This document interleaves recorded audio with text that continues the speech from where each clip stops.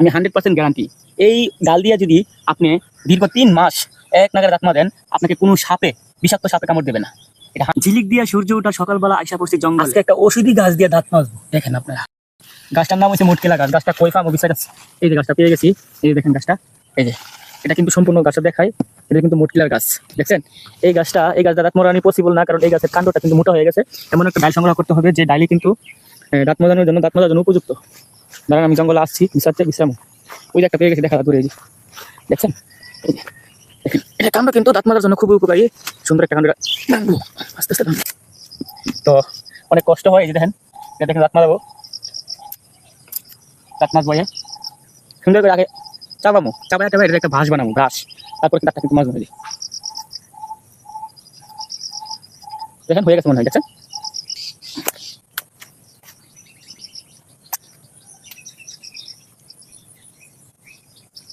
কথাই বলে জঙ্গল হচ্ছে মঙ্গল। এই জঙ্গলে কিন্তু আপনার 399টা রোগের ওষুধ আছে। এই জঙ্গলেই আপনার জীবনের যত রোগ আছে, আপনার দেহের মধ্যে যত সমস্যা আছে, এই জঙ্গলেই কিন্তু এর সমাধান আছে। আপনি যে ওষুধ খাচ্ছেন, মেডিসিন খাচ্ছেন, এটা কিন্তু এই জঙ্গল থেকে সংগ্রহ করে তারা কিন্তু ওষুধ প্রস্তুত করতেছে। তো আমরা কিন্তু জঙ্গলকে মূল্যায়ন করি না। বিভিন্ন প্রকার ওষুধি গাছ কিন্তু আমরা বিলুপ্ত করে দিচ্ছি, ফালাই দিচ্ছি। ভাই সাবধান হন, এই জঙ্গলে অনেক ওষুধি গাছ আছে, এগুলোর পরিচর্যা করুন। দেখবেন এখানে আমাদের প্রথমত ভোর সকালে উঠে আপনি জঙ্গলে অথবা ভালো একটা আবহাওয়ার মধ্যে ঘোরাফেরা করলে আপনার মনটা সতেজ থাকে এবং সুন্দর থাকে।